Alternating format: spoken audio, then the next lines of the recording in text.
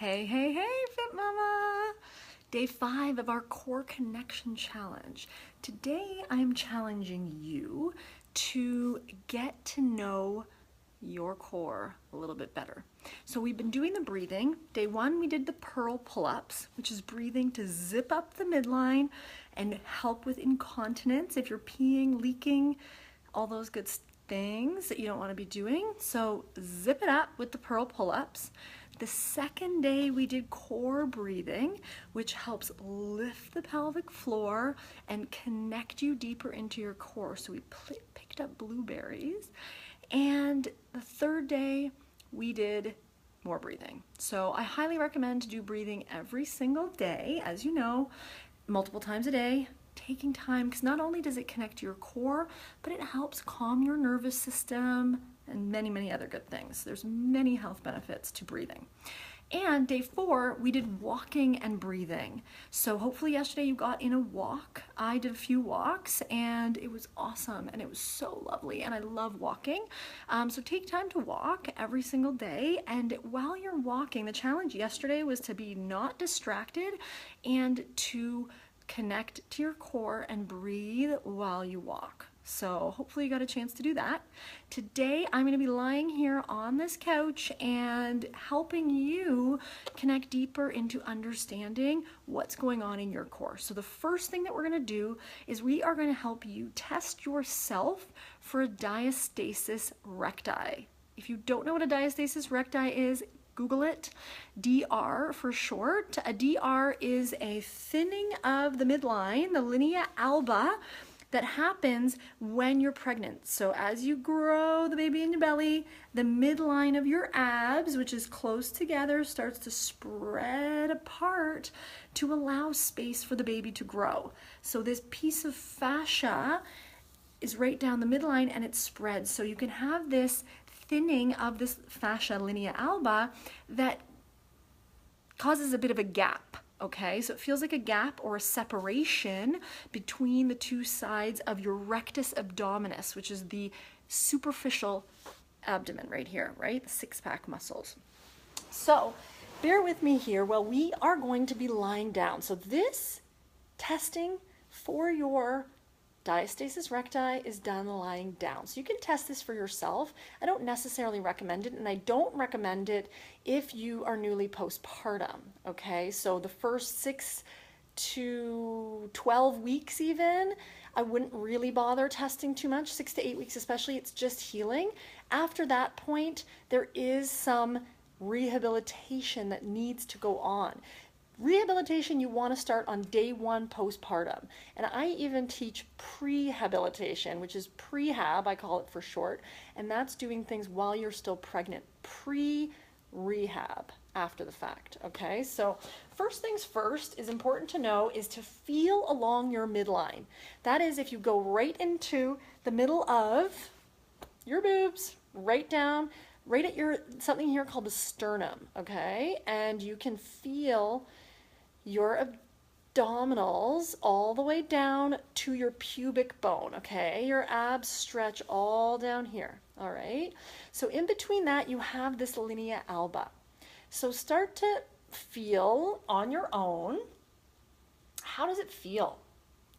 Because diastasis is not even so much about the gap, it's about the tension along that linea alba. So feel the tension along yours. If you have a diastasis, it feels really squishy and it feels like you could effectively push through and possibly touch your organs. I've felt diastasis where I can feel right to the person's spine and it's like, oh, like it just, you can get right through and really feel the organs and it's pretty intense. But it doesn't necessarily mean your core is dysfunctional if you have a diastasis either. You could have a proper functioning core. While it's unlikely, it could be. But if you rehabilitate, you may not get your midline back. Everybody has a different distance for their midline anyway. You don't want it like this. A little bit of a gap is good. So what we want to do is, now that we feel the tension along the midline, if it feels like you're bouncing back and it's pretty tensile or feels like pretty tensiony, I don't know the better word for it, instead of feels like it's sinking and it's pushing down, because then that linea alba is thin, right? But now we're going to see, can we test a distance here? So starting either up top or down at your pubic bone, you choose. Essentially what you're needing to do is create a bit of a rectus abdominis contraction. Okay, so you're going to actually crunch up. Now, I don't really recommend crunching, and crunches is one of the exercises I very much don't recommend. But in this specific case, when you're testing, you're going to do a little mini crunch, okay? So what you want to do is you want to touch your chin to your chest. As you come up, you want to feel if there's a gap. So you start with 2 fingers and you put them side by side, just like this, side by side. This is finger width. You put it here, not this way that you can see me, but this way, pointing the 2 fingers this way, okay? Because it's a 2-finger width you're trying to test. So starting at the top, sometimes you can start at the belly button, that's a good spot to start, or down lower at the pubic bone. We're going to do it effectively just to start right here so you can see me, is right at my belly button, okay? This is the middle where usually the diastasis is the biggest, so it's a great spot to start. Touching right there. Putting those 2 fingers in to see if, as I touch my chin to my chest and lift up to create a little bit of a rectus abdominis contraction, the 2 sides will come together and squeeze my finger. So if you have 1 finger, if you have 2 fingers, you could have some people have 4 fingers across width where the 2 sides of their rectus are coming in. So you'll be able to feel that. Put those fingers in, 1 finger, 2 finger. If you don't feel the rectus coming in to squeeze, then you might have a wider one. If you feel it there, the 2 sides come up, or come in rather, then, so chin to chest, lifting. So I can feel my 2 sides of my rectus here. I'm gonna go a little bit higher. I don't have a diastasis, so there's no use in testing on me per se, but it doesn't matter. And chin to chest and listen, and lift. You can go down deeper here between the belly button and the pubic bone.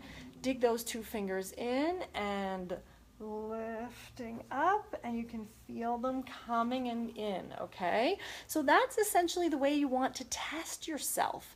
Getting someone else to test you is going to be better, because you testing yourself, it's not going to be the most accurate, but like I said, if you have a diastasis, it doesn't necessarily mean you have a dysfunctional core. But if you don't have a diastasis, it doesn't necessarily mean that you have a functional core. Okay, so these can be a little bit confusing. My first recommendation to you is go see a pelvic floor physiotherapist. Your city probably has one. I don't live in a huge city, and my city has one, so, and more than one. So go see them. They are physiotherapists trained in extended training in the pelvic floor. Remembering the pelvic floor has all your holes. It holds up all your organs. So if that pelvic floor is weak and things can fall through, this is not a good scene. And if you have a gap here, it can lead to the dysfunction of your core and does require you coming back in. Things like crunches will make a diastasis worse. So please do not do them. I do have a live training that I teach every so often, but I created the Master Your Core Masterclass. So I will be sharing that, where you can actually watch a training on the anatomy and the physiology of the core, which is quite valuable and helpful to understand your core. But hopefully you were able to get something from this today to test yourself for a diastasis, and go see your physiotherapist and share with us below if you need any support with yours. Have a great day, FitMama. See ya.